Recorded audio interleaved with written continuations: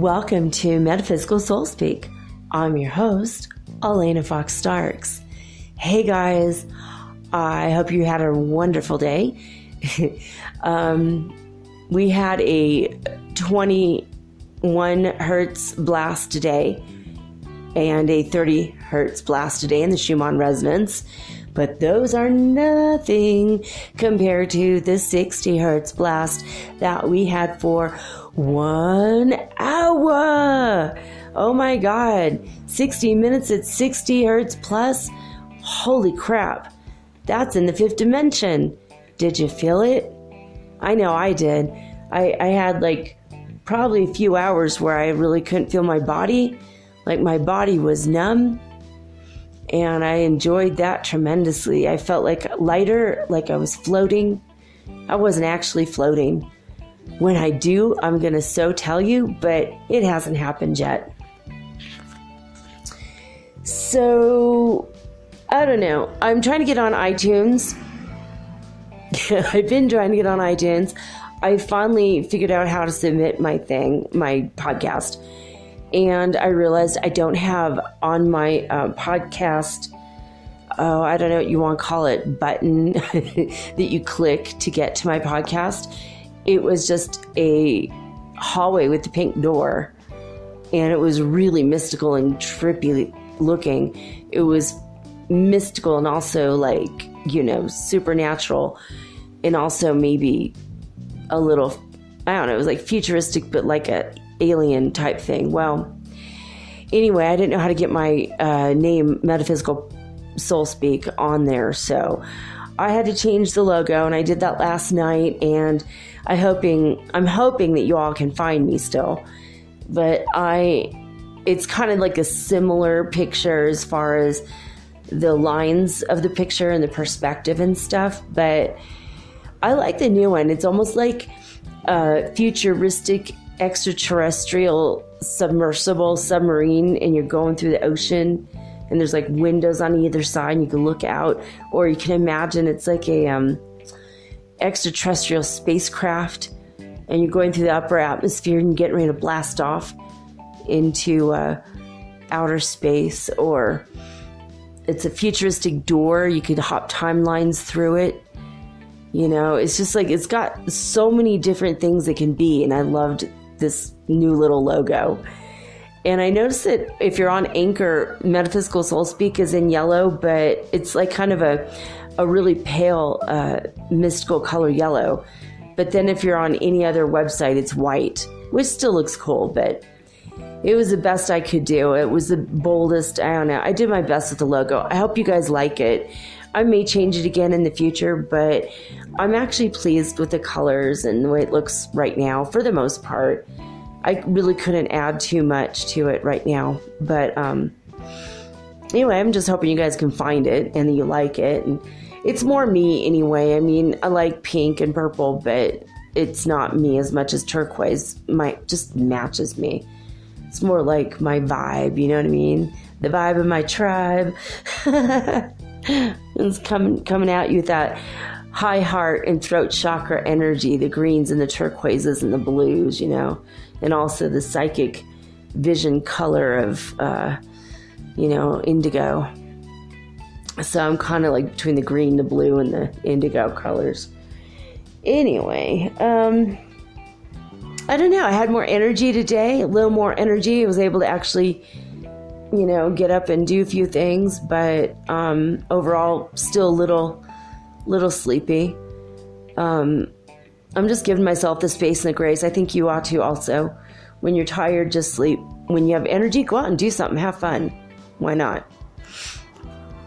So anyway, I'm going to come back in a couple minutes and tell you guys what it means to be a Heyoka Lightning Shaman. I am a Heyoka Lightning Shaman. I'm a Heyoka Lightning Empathic Shaman, healer, light worker, light warrior. I mean, I'm a lot of things, right? I was born with some natural gifts, and I'm grateful for that. But when I tell you guys I am a Heyoka Lightning Shaman, you might just have absolutely no connection to what the flock I'm talking about. So I'm going to unravel it for you today. Just so you can know a little bit more about me, but also you might be this and not even know it. So I might be unraveling something about you too. So how cool is that? So I'm going to come right back and we're going to go over some basics about what it is to be a Heyoka, what it is to be a lightning shaman, and a Heyoka empathic shaman. Okay, I'll be right back. Oh, also, I have some funny stories to go along with it too. Hopefully you'll enjoy my crazy stories again. Okay, be right back, guys. Yay! Hey you, have you ever thought about having your own podcast like me? Was it even a New Year's resolution? For me, it sure was.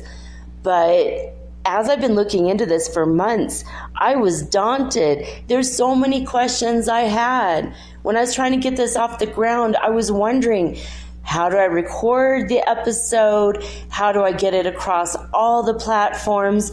How do I get my podcast on Apple Podcasts when I don't even have an iPhone? How do I get it onto Spotify and all the other places? How do I get people to listen? And how do I make money from my podcast? How do I edit it? Oh my God, I had all these questions and I was so confused until I discovered the simple answer is Anchor. Anchor is a one-stop shop for recording, hosting, and distributing your podcast. Best of all, it's 100% free and it is ridiculously easy to use. And now Anchor can match you with great sponsors too, so you can get paid to podcast. All you need to do is record it. You don't have to go out and look for people to advertise on your show. They help you.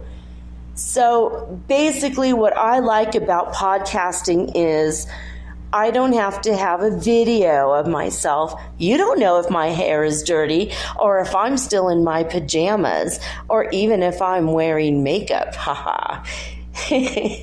And it's so easy. I could do this from the comfort of my own home in my living room using this amazing app right from my cell phone. So easy, right? So if you've always wanted to start your own podcast and make money, by the way, doing it, please go to anchor.fm/start. That is anchor.fm/start to join me and the diverse community of podcasters that are already using Anchor. Again, that's anchor.fm/start. I can't wait to hear your podcast, and I can't wait to favorite you.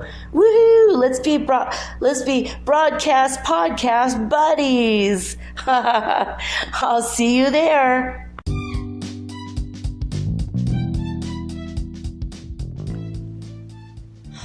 All right, guys. So, what is a shaman? Or a shaman? Well, if you tell people in South America that you're a shaman, automatically they think that you live in the jungle and you dose tourists with Ayuhuasca, which is the mother vine plant that helps you to psychologically, mentally, and emotionally heal yourself through the use of psychedelic visions. If you are in the Pacific Northwest, that means something different. If you're on the plains in the United States, that means something different. And if you're in the Pueblo native tribes, that also means something different. There's many different kinds of shamans because every shaman is a medicine man or a healer. And we all have different ways in which we go about healing people. There are no two healers that are alike.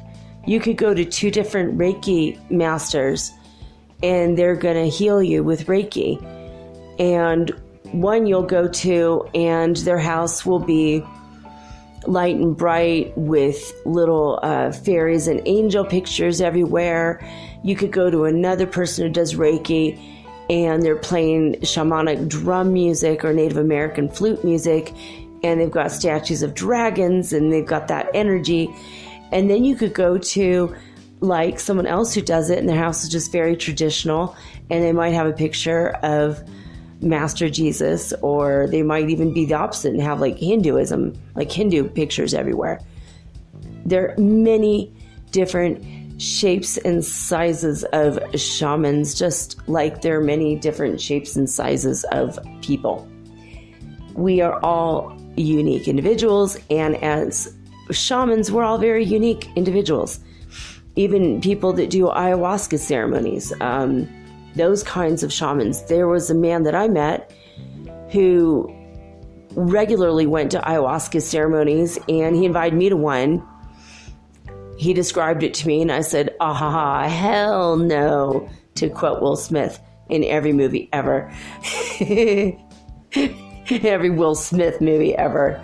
That's a signature line. I love it. Okay, so it's always funny and it's always fresh, even though you know he's going to say it. You wait for him to say it. But he said, well, yeah, there's this group in Beverly Hills I like to get together with, once a month, and we take ayahuasca, and it's this, basically he described it as this drug made from a plant in South America, and like, well, that doesn't sound, illegal or sketch at all. And then he says, oh yeah, and you have to get completely naked, and they only have like flashlights in the center of the room, and you have like your own yoga mat to lay on, and then there's buckets you could throw up into, and then they also provide you with towels and wet wipes, in case you crap yourself. And I'm like, what the hell? Why would you ever invite me to that?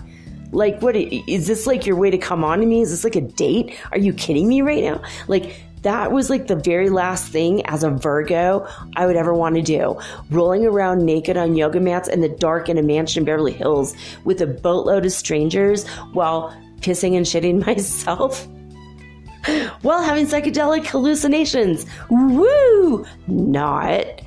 So that was one way I heard. That was the first time I ever heard of ayahuasca. And I just pretty much said, I'm dead set against that for the rest of my life forever. Aim to the men. Okay.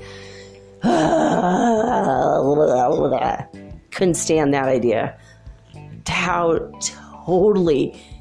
totally disgusting. What's the complete opposite of attracted to that? So repulsed, completely repulsed, like to the point that I'm like, I gotta go now. Gotta go, guts to go, bye. Don't let the door hit me on the ass on my way out. It was so weird. I mean, like, I'm never gonna do that. And then I was introduced with this idea about a year later by Dr. Katz, who founded International University Professional Studies. And he said, oh no, honey, you there are ceremonies here, but I recommend you go to the jungle, go to Ecuador or Colombia or Peru. It's legal there, and you're with a shaman whose family has been doing this for generations, and you're out in the jungle. It's more natural, and if you fast first, you're not going to be rolling around crapping yourself, and you'll be fine. Just, you can work it out. You'll work it out, and it's okay. You vomit also, by the way. He said you'll also vomit, but it's okay because you're in the jungle and you can just go off to the side. And I'm like, great. I'm going to be hallucinating psychedelic crap while vomiting on a poisonous snake or a frog or something that's going to bite me. And then the third time I was introduced to the idea of ayahuasca, I was in Colombia. And my friend said, oh no, it's a very sacred plant. It's very good. He said, you have to take it about 18 times before all the blackness comes out of you. I'm like, wow, you must have had a really crappy childhood. And he's all, no, I mean, literally, like, there's toxicity in your body just from living in, you know, the world today, the modern world, breathing in exhaust and whatnot. And you vomit out. Literally, you could be throwing up black stuff. I'm like, oh my God, there's levels to this I didn't even know about. Well, that adds a lot more interest. Let's just put that on my Pinterest, you know, people vomiting black goo. So I'm not an ayahuasca shaman, suffice to say. But that is one kind of shaman. There are other shamans that are healers that do sand shamanism, where they will have various kinds of colored sand that they gathered at different locations. This is one of the, I want to say this is a Navajo tribe, but I could be wrong. It's in the Southwest Native American tribal peoples in the United States. And they will sage or smudge you, you know, they blow sage all over your body to clear your aura. And they will have you chant, or they'll chant around you to clear your chakras and your aura, and that's with sound therapy. And then they will paint, if you're very sick, they will paint a sand painting by pouring sand on the ground, and they make these elaborate, beautiful paintings, but they're not paintings, it's just sand. And then, you know, within the next week, the wind blows it away, because it's a reminder that nothing lasts. Nothing is permanent in this world. And so that kind of shaman does it through, it's almost a magical way of just, here's your life. And sometimes they will brush it away with the ceremonial broom. This is your illness. We just painted your illness. Now we're going to brush it away. That makes a subconscious impression on the person who is sick. And that speaks the language of the subconscious mind, which is feelings, images, and thoughts without language. Energetic feelings. And that is one form of a shaman. But there are many different kinds of medicine men.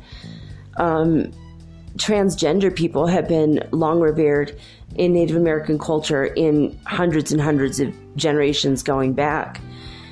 Because people that are transgender, people that are intersex, or, you know, they're born male but they want to be a female, or the opposite,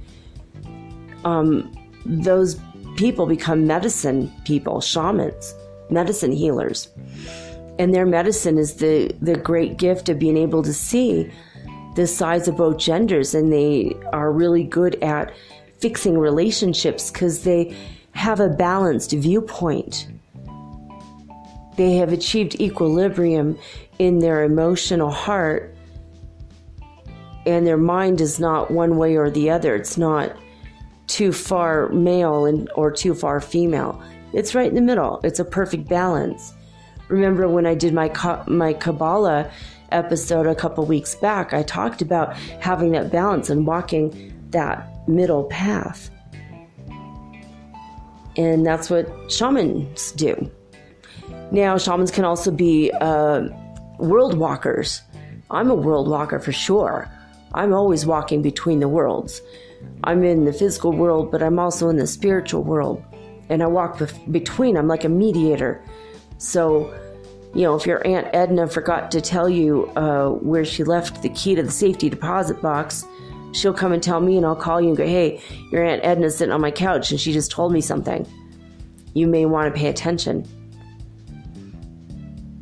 You know, I told a friend of mine whose business partner called me and told me that he had died. Like, well, no wonder. We had plans and he didn't show up. He accidentally ran his car into a ditch in Texas while trying to change a radio. You know, and people found him, and he was like, had run off the road. No one knew what happened. he later came and told me what happened. And he said, I need you to talk to my business partner and tell him, you know, and he had like it's so insane. He had like a Sports Illustrated football phone. And then behind that, he had like a bowl that looked just like a trophy. But inside the bowl was like keys and instructions and money in the event that he died, but he forgot to tell anyone it was there. You know, and I think in my head, like his passwords to different, you know, like websites or, you know, just different information on his computer. In the event of his death, well, he forgot to like leave a note about it. He didn't expect he was going to die at such a young age. So he thought, well, I'll just finish that later because, you know. So, you know, just different things like that. I mean, shamans are world walkers. We will be sometimes bridge the gap between the living and the dead. You know, we sometimes heal a land from the ghosts, or we'll heal land confusion. You know, the land was once peaceful and beautiful, and then a battle is fought on it, and then it's like, what? The land gets confused. Why did that happen? So you got to take out the confusion of the land.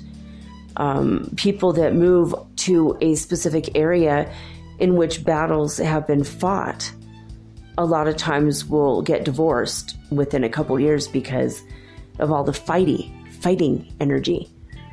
And shamans can heal that. You know, shamans that they heal the earth. Now, shamans can heal humans or plants or animals or the earth, society as a whole.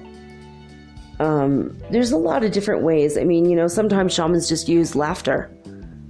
Heyoka shamans use laughter.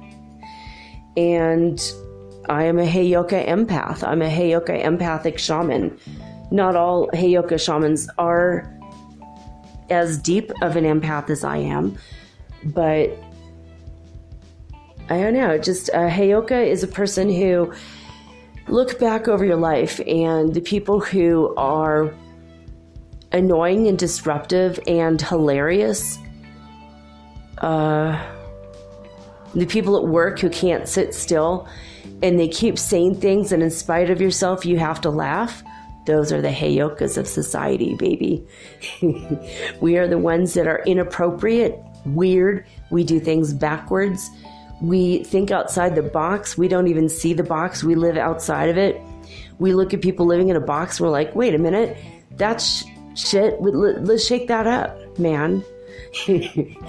I was with a friend who was a Heyoka shaman, and he had embraced that part of himself at a pretty young age. He was like 26 or something, maybe, when I met him. Maybe not even that old. I think he was 23. And he said, we're going to go to a roving poetry reading. And I'm like, well, what is that? And he's all, well, come over and find out. And I'm like, okay. So I get to where we're going, and he says, oh yeah, well, we're going to go to the grocery store. I'm all, you hungry? He's like, you'll see. We get there, and he starts shouting at the top of his lungs absurdist poetry in a grocery store.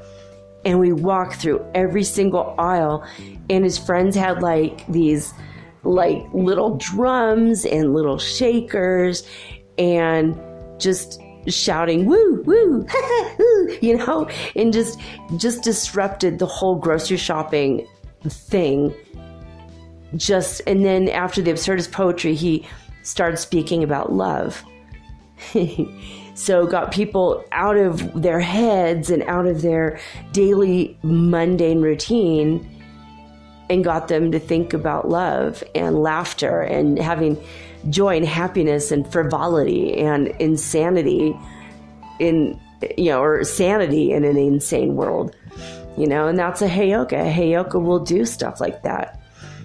I talked about the clowns in the Hopi tribal traditions when I talked about that in that episode about the Hopi, and you know, about the Kachinas.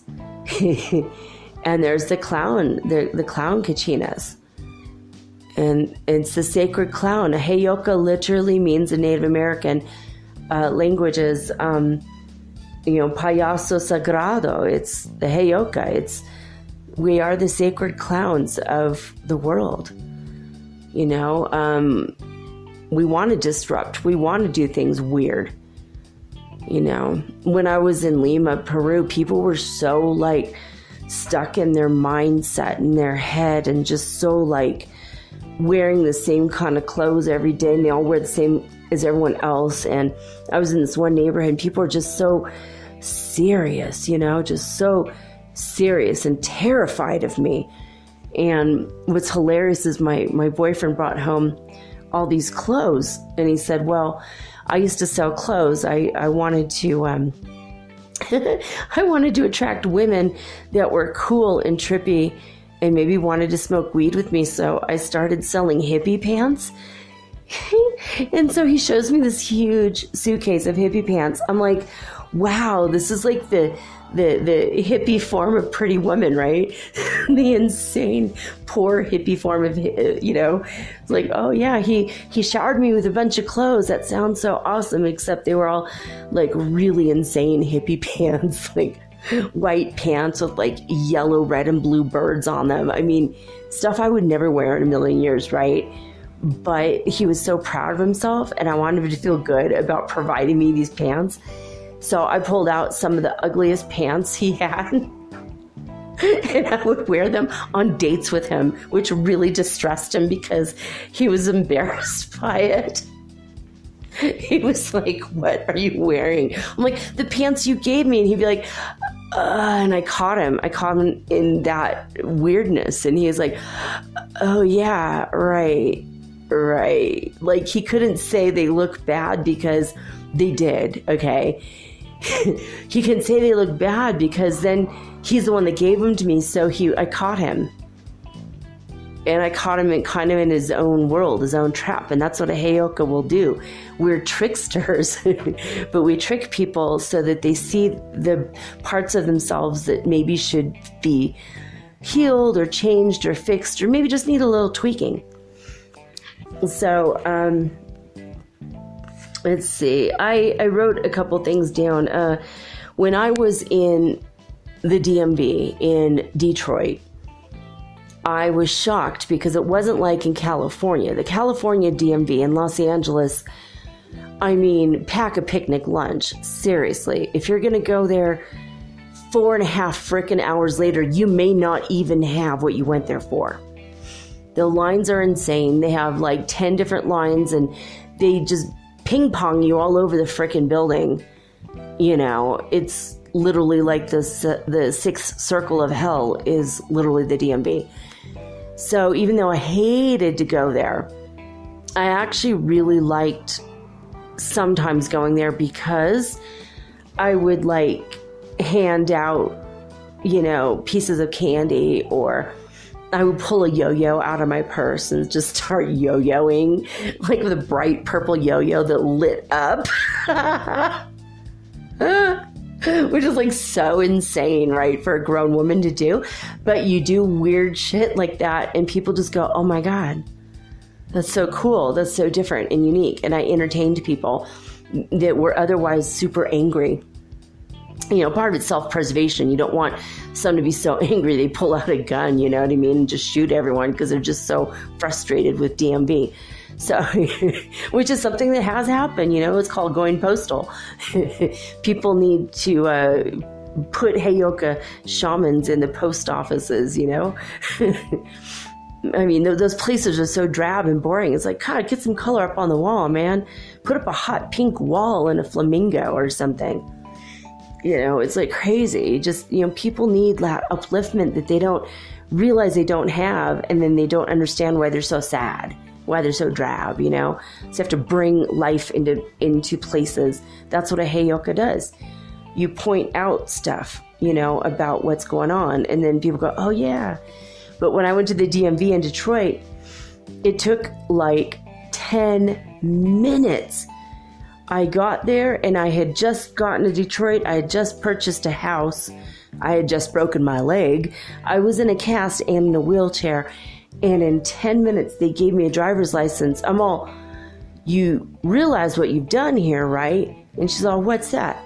I gave you a driver's license. I'm all, yeah, but my driving leg is in a cast and I rolled in here in a wheelchair.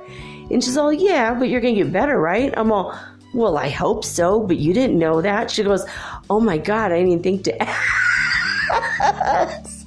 And I made her laugh so hard. I said, it's okay, I'm really going to get better. So you did nothing wrong, but I mean, and then I told her what California was like compared to Michigan. She goes, oh, we're fast here. We don't make it hard.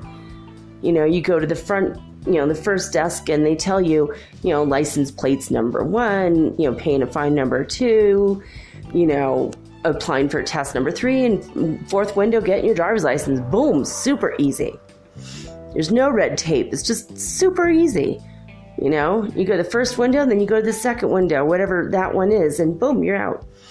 And I thanked her, and I told her she was great, and you know, and made her laugh a couple more times. And that's just what I do. Like, when I see people that are kind of bored, or they're angry, or they're mad, or they're in their head, and they're just kind of, you know, like, I'll walk up to someone and I'll say something really weird or really funny, or I'll give them a compliment, like, oh, I really love that scarf. Man, it would look really good on me. It matches my green eyes. How much do you want for it? You know, you know, I'll just put people, like, I'll shock them so that they get out of their box. And that's what a Heyoka does. We will shock people and say inappropriate things or act in an inappropriate way. Like, we'll walk, like, if you ever look up the Ministry of Silly Walks skit, that's kind of like what a Heyoka would do. You know, shout out, you know, when everyone's quiet, or just burst out laughing. I have burst out laughing at a funeral. Or crack a joke, and then everyone just starts laughing because they're they're uncomfortable and it's inappropriate, but it shocks them for a moment and it gives them a moment of relief. And it's like cracking the darkness so that the light can come in. And that's what a Heyoka does. And one time, though, and sometimes we become mirrors, right? We become mirrors of other people so that they could see their own absurdity and their own ridiculousness. You know, people are super, super, super serious, and then you act like them, and then you do something really crazy, and then they're like, whoa. You know, and it's hard when people don't have a sense of humor at all. And those are the hardest people to work with, of course. But, like, for example, I was in a 7-Eleven, which is like a convenience store where you just go and basically buy, you know, automotive oil for your car, or junk food, or, I don't know, condoms, tampons, you know, convenient items that sometimes, like, if the regular store is closed and you're like, crap, I need that right now. Like, I need that bottle of malt liquor and the box of condoms, and the store is closed. So, I mean, you know, now in these stores are like in smaller, like, they're smaller and they're in neighborhoods, you know, instead of like the city center, they'll be like outwards, you know, from the city center. So they're just more convenient. But 7-Eleven, they're open 24 hours a day, but they were open from 7 in the morning to 11 at night, which was before all the grocery stores were open and after the grocery stores closed back in the like 70s when they first started. So that's why they're called that. But anyway, I was in a 7-Eleven, and I don't know, I was just, you know, hot. It was hot. It was, you know, LA suburb. It's so hot there in the summer. And I think I was there buying, I don't know, like a slushie, which is like just crushed ice with like red dye and flavoring, like cherry flavoring, and it was really good. And I was buying that. I was buying some chips and maybe like a beer. I don't know, just some junk food. I was just like, this is my junk food day for the week, and that's it. So I was really young. I was like 25, 26 maybe. So, no, I think it was about 26 or 27. Anyway, I was in there, and I was like kind of starting to look around. I realized, like, in the middle of the day, I'm buying beer. My neighbor had just like walked in and walked out with a case of beer because he didn't have a job that day, and he was a serious alcoholic. And he's like, hey, come on over, we'll party later. I'm like, okay, whatever, woo. time. I just lived in the one, like there's 2 houses next to each other, my neighbors and mine, and everybody in those houses were constantly on something, right? And I was like desperate. I was like homeless before I got into that house, and I didn't know. I just was like offered, the room. So I took the room, and then I found out everyone's constantly on something. Like one person be on acid, another person be tripping on mushrooms. In the living room, they'll be smoking weed. In the backyard, they'll be drinking beer. I mean, it was like a constant, like 24 hours a day party. And I was just like, I'm trying to go to, university. I was actually dating a cop, actually, well, he was going to school. He was a rookie cop. And he's like, I can't even go inside your house, dude. Like, I think I smelled drugs last time. Oh, I'm like, nah, it was just Daryl's old sweaty dirty sweat socks. Like, come on. He's like, dude, I'm not an idiot. I'm like, I know you're not an idiot, but you've never done marijuana. You don't know what it smells like. And he's like, oh, well, that was like my crazy life. I'm like, they're like, why did you bring a cop here? I'm like, well, have you seen him? He's adorable. He's so handsome, and he's got the best personality. I really love this guy. And they're like, you can't bring a cop into our world. Which, yeah, another thing a Heyoka would do. Well, while my rookie was off going to training to become a full force LAPD officer, and they were happy that, they had 3 months away from him. Well, while he went off and did that, I decided to have a beer in the middle of the day. And, I was out of school, I was working, but I wasn't working that day. And I'm like, I'm bored. And it's freaking hot. So I went to the convenience store, and I noticed that everyone in there, no one had a job. People were slackers. People were in like sweatpants and t-shirt with freaking Homer Simpson on it. Like no one was... they were like the people, the dregs of society, like the people that upper middle class and rich people won't even look at or make eye contact with, so pretty much my friends, just like normal people, right? Normal people, they're kind of in between jobs at the moment, except for the people that worked there, and they were also not treated very well by the upper middle class type people, right? And my neighborhood was pretty cool, it was okay. It was actually, people were pretty down to earth in my neighborhood, but I just was thinking about that. And I was like looking around going, wow, this is like society in my neighborhood. And then out of nowhere, this government vehicle pulls up, and it has like the government stickers, and it's got all the logos and accoutrements of a car that's, military issue. It was this beautiful car. I'm like, why the hell is this guy driving a government vehicle to 7-Eleven in my neighborhood? And then the guy gets out, and he's a super tall, super strapped to the max, like built like a brick house type of guy, like solid muscle, Marine, and the only thing he was missing was his sword and his white gloves, and everything else was like in place, on point. Like, this guy was gorgeous, but I saw in 2 seconds that he knew it, and he had this arrogant attitude that he's better than everybody else, because we're all standing around like buying beer and junk food and wearing Homer Simpson t-shirts and whatever, like sweatpants with holes in it and stains. And he shows up in this really nice uniform, freshly pressed. His shoes were shined that morning. And what do I do being a Heyoka shaman? I looked at him, I'm all, hey, hello. And he's all, hi. Like, ooh, she's kind of cute. Kind of had that look on his face. I'm all, I like your costume. That's so cool. And he's all, what? And I totally threw him off balance. So he'd realize that it's all just a freaking illusion, like we're all just people. The guy wearing a Homer Simpson t-shirt, I think, worked in IT, and when he was normally at work, he made like $100,000 a year, but no one knows that. You just see this guy, you're like, what a slob. You spill beer on his shirt, but but people don't, it's like the way that people dress. And I just started being very aware of how people dress when they're in a certain way. They like act a certain way, and then they have the attitude, like they put on the jacket and now they've got the attitude of the jacket. You know how they say clothes make the man? Well, it does. And it's true when you allow it to. So I'm like, nice costume. And he's like, this is a United States Marine uniform. Well, costume, uniform, whatever. I just forgot the word. And he's like, how could you talk to me like that? I go, I don't know. You're just a man. And he's like, what?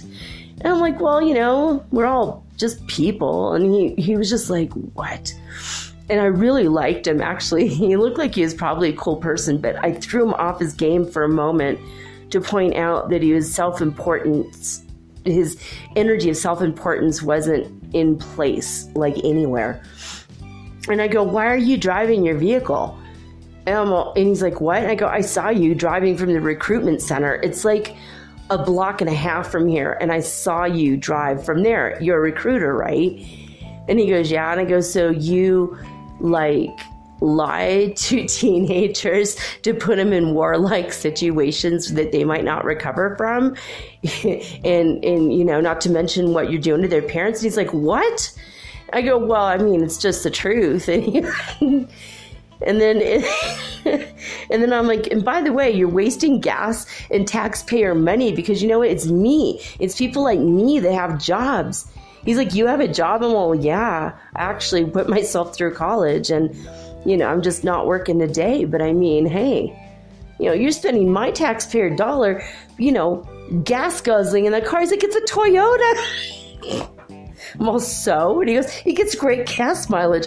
I'm all, yeah, but my legs get better gas mileage, and I live 2 houses away from your office. I just heckled him and heckled him and heckled him, and I don't know why. And now I look back on it, it's like, oh. See, back then I didn't know I was a Heyoka shaman, but that's what a Heyoka shaman does. And then when I walked past the recruiter's office, I put my fingers, my first and second finger, to my eyes, and then I pointed at him with my 2 fingers, and then pointed back at my eyes again, and back at him again. Like, I'm watching you. And I did it all serious, and he just looked so shocked, and then I burst out laughing, and then he burst out laughing, and then I'm all, psst. Like, I was just playing with you, man. Like, because I had a crush on him.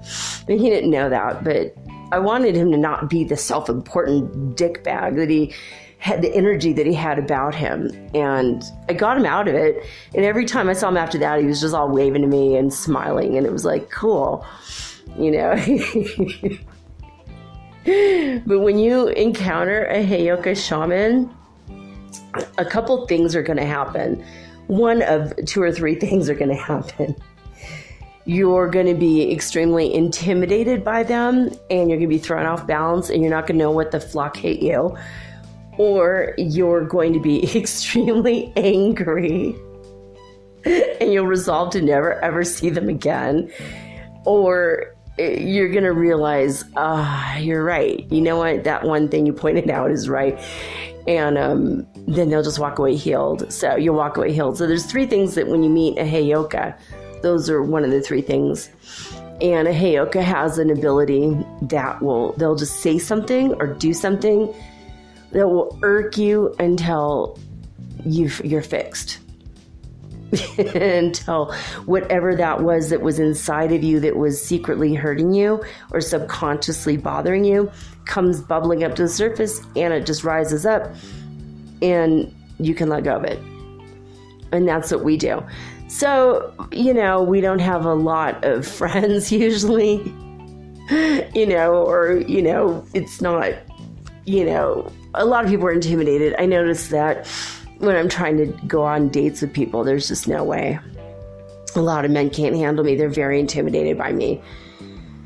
saying inappropriate things, telling sexual jokes, or if they have a sexual hang up, and then I'll just start harping on that until they're okay with themselves. And like the guy, the last guy that I dated or kind of was interested in a little bit, he was interested in me more, but he said, he noticed that I think how my jeans were pulled up or something on my leg. I was itching my leg. He's all, you might ought to shave your legs sometimes. I'm all, well, really? You might want to shave your back sometimes? And he was like so pissed. I go, hey, if it's good for the goose, it's good for the gander, right? You don't tell women what to do. So I just reflected back to him, and I did exactly to him what he had done to me.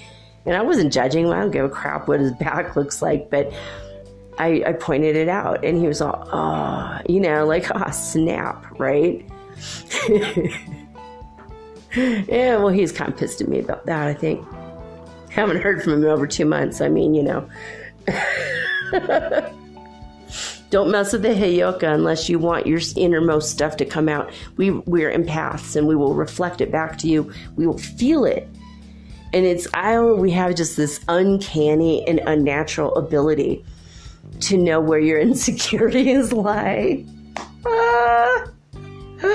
And we will just, go for the jugular of that one thing that's hurting you. And eventually it'll work itself out, and then you'll thank us later or recognize it later. Like, oh yeah, that person really actually helped me because, that was bugging me. And now we will shine a light directly on, oh, what's that down there? That's your lack of self-confidence. Let me focus this light on it, And then we'll tell jokes, and we'll act goofy. Like if someone is terrified about the way they look, a Heyoka shaman will dress like really, really stupidly, or put on a shirt backwards, or they'll do things backwards, or walk backwards, or snort while they laugh, or just be insane. Like I was tutoring a bunch of people in a human anatomy class, and the topic was bones, and we had like these plastic bones to work with that look like human bones. And on every bone, there's like 20 different things to know. Like if there's a little tiny ridge, that's where muscle attaches. You have to know what muscle attaches, and if it's an insertion or an origin. Like, like if the muscle is coming to that bone or coming from that bone. It's like really freaking intricate. Like anatomy is really hard. And I mastered it just because I really was interested in it, and it had nothing to do with my major. I just had an interest. I mean, I have a skeleton. Why would I be interested in what it is, right? So I took the class, and then I ended up teaching it for like a year after. And I tutored people, and then I took biology later, and then I got an A. And when you get an A in a class, you can teach it. So I was also teaching biology.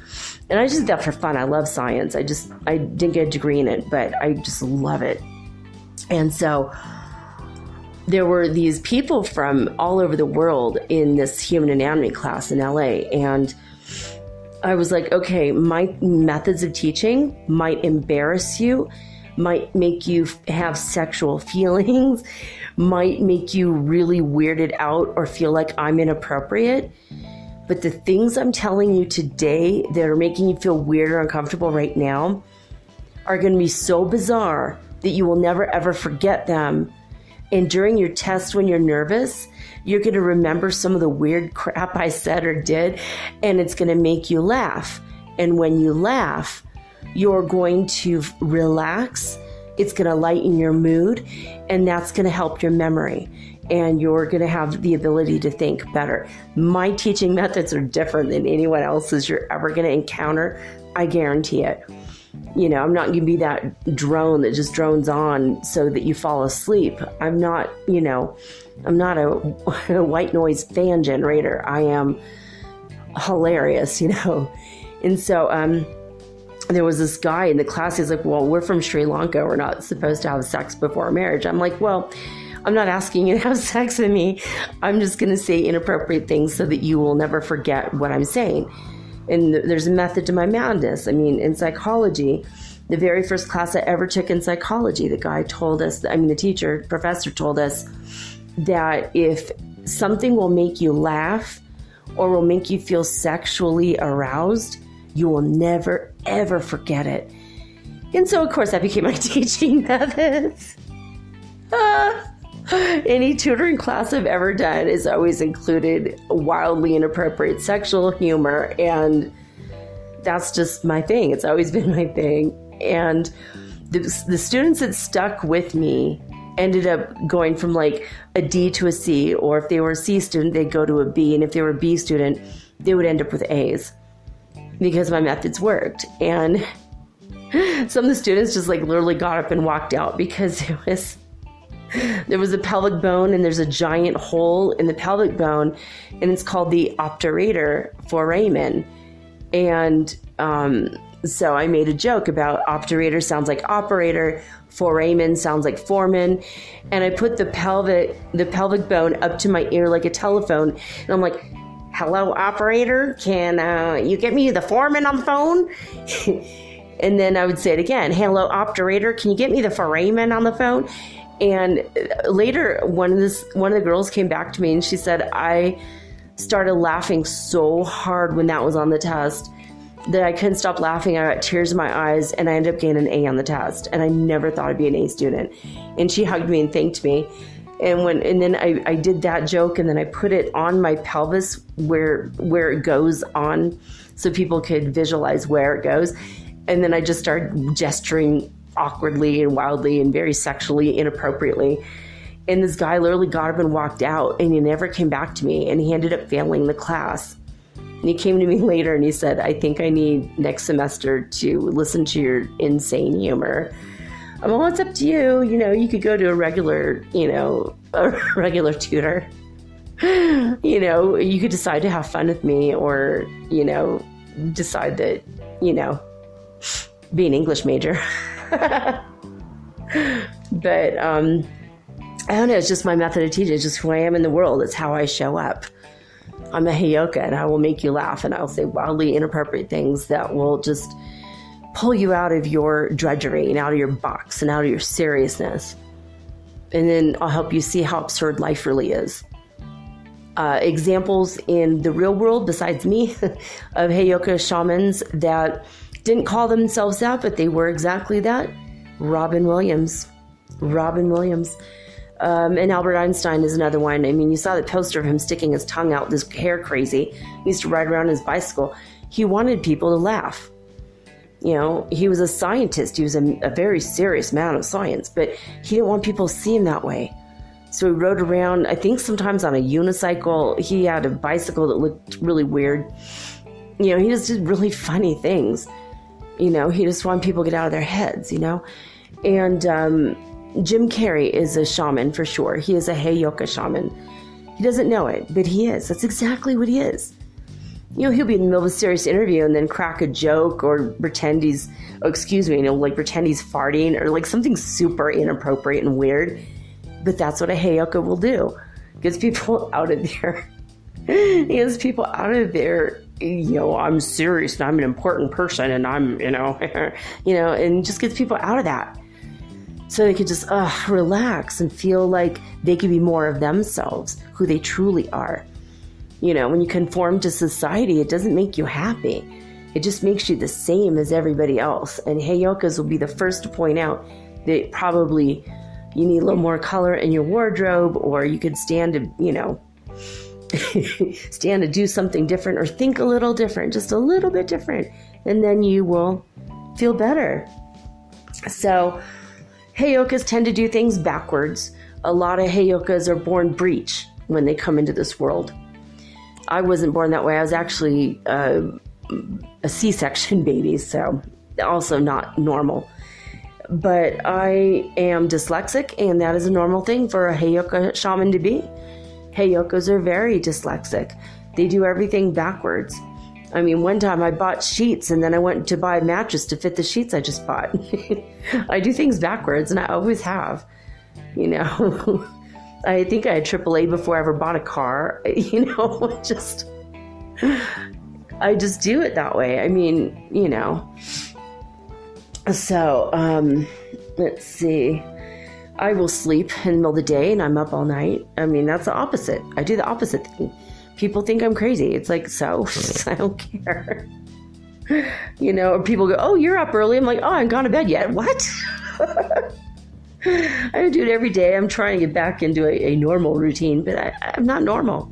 I don't do things normally, For me, my Heyoka thing is I'm a double whammy because I'm also born in the year of the monkey, and monkeys are always laughing and joking and being inappropriate anyway. And so it's just, I was always going to be a Heyoka.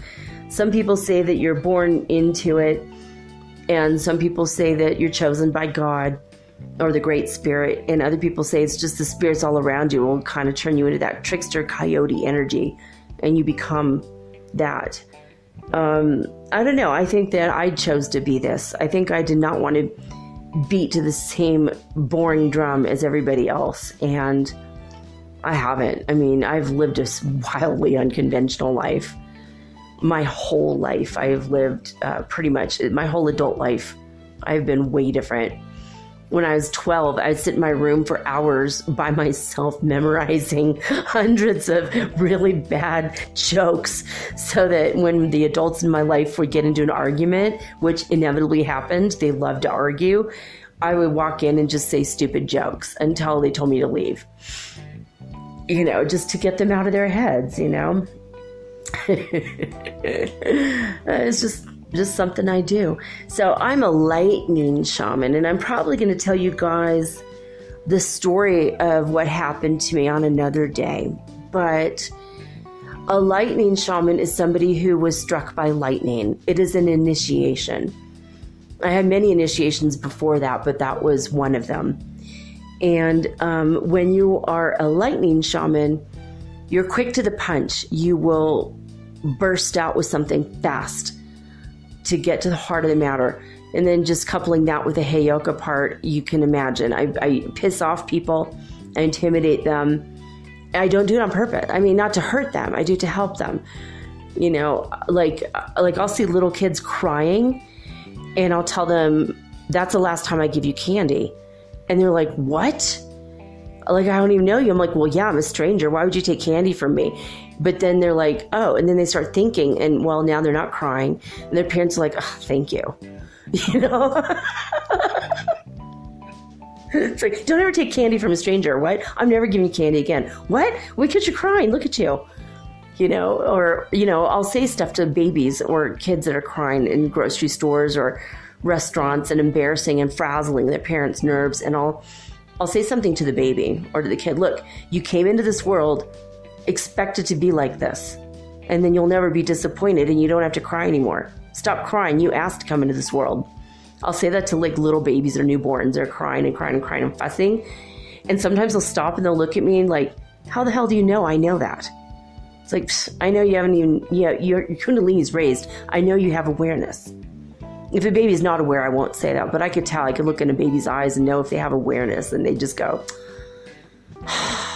they'll stop crying and they'll sigh and look at me like all pissed off. And they're like, it's okay, you'll get through it. I love you. Welcome to the world, And then they just go, all right, fine, But, a lot of times I'll do it. I don't address the parents because they're already stressed out. But that's, part of my Heyoka stuff that I do. Some Heyokas are chaotic. Some of them are about the laughter and the clowning around. That's me. My youngest, I think, is a chaotic shaman. He brings chaos. He breaks things. He doesn't even mean to. It just happens around him. And he creates chaos. You have a routine. Something breaks. Now I got to call a repairman. Now that just like throws off our routine. And always something comes out of it, like the next day or a week later. Some kind of insight or something comes out of it. I pointed that out to him today. And I'm like, you are totally chaos, but it's okay. It's necessary. And then he's like, okay, I can accept it finally. I'm like, good, because it's a gift, but you got to know what it is and how to use it. You don't feel bad about having the gift. You just use it. So if you are a chaotic Heyoka or a clown Heyoka, don't worry about it. You've got a place in this world, and it's to help other people get out of their sorrow, their sadness, their seriousness, their self-importance, their ego, their head, get out of their box. Get out of their little life cubicle. So, lightning shaman story, how the lightning struck me and the whole thing. I think I might have mentioned it on another show already, but I may go over it in the future again. Dannion Brinkley is a very famous lightning shaman. I highly recommend you go read any books by Dannion Brinkley. Saved by the Light. He was a real jerk before, really hired assassin for the government type of jerk. Got hit by lightning. He died and he went to heaven and had a whole conversation with God and came back and became a loving, beautiful, wonderful human being. And then got struck by lightning again. And he saw a lot of predictions for the world. So it's weird. Lightning, if it doesn't kill you, it makes you stronger as a spiritual shaman. But when God strikes you, when I was struck, it took out all my karma and paved the way, made it easier for me to just follow the will of God. And I have to deal with my karma with other people anymore as much, I had a few more things to clear up, and now I'm clear on my karma for the most part. Now I'm just working on the stuff that happened in my past to get it on out of myself so I could be better. And I've been affected by Heyokas too. I've had people just come and say things that are hilarious or crazy or just chaotic and messed me up for days and weeks. But it's good. It's a good thing. It's just like, someone who will come and put a splinter in your finger. So you go to the doctor and find out you had cancer in that finger, and then the cancer could be cured. It's a horrible story, a way to look at it. But it's kind of what we do. It's just kind of a little thing that we do. But I don't know. I hope that I explained it well enough. That is what a Heyoka Lightning Shaman is. And I'm an empath. I feel where people need it, and then I'll just point it right on out in middle society in front of other people. I don't care. I want people healed and better. We need to get rid of our ego and realize we're all just human. We're all just not really human. We're actually just spirits having a human experience. We're pretending to be human. We're not even human. We're just wearing these weird human suits, and then we're going to get rid of them later. Ditch them and become beautiful spiritual beings that we are, flying around heaven with our wings if we have them. So, anyway, I hope that kind of clears it up for all the times in the past 2 months that I've said I'm a Heyoka Lightning Shaman. That's pretty much what it is. It's what I do. I work for God. I have worked for God now for, 2007, I think, was when I started. And so, what is that? 12 years. Woo! Dozen years. And Heyokas will help us get to where we need to go in the fifth dimension. And hopefully that's what I could do for you guys. I love you guys all very, very much. I hope you have a beautiful rest of your night. You're all probably sleeping while I'm awake. I'm probably going to go watch... I got into Merlin today. First time I ever saw it was today, ever. So I'm like, that's kind of a cool show. It's fun. It's got a dragon in it. How cool is that? So I'm going to go do that. I'm going to make coffee. It's only 1:30 in the morning. Time for coffee. See, Heyokas, we do everything backwards. We're always back-asswards. Or was it bass-ackwards? See, there I go. Dyslexia all the way. Anyway, I love you guys very much. And I'm going to come back tomorrow with a Throwback Thursday show. But right now, I'm signing off with peace and love and joy and the high vibes of the holy fifth dimension, Mama and Papa.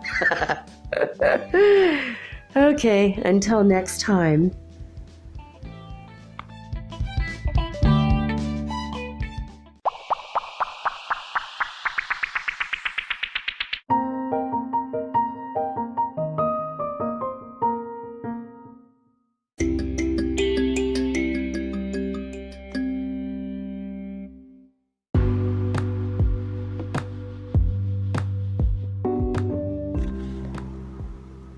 Metaphysical Soul Speak is run on sponsors and listener support.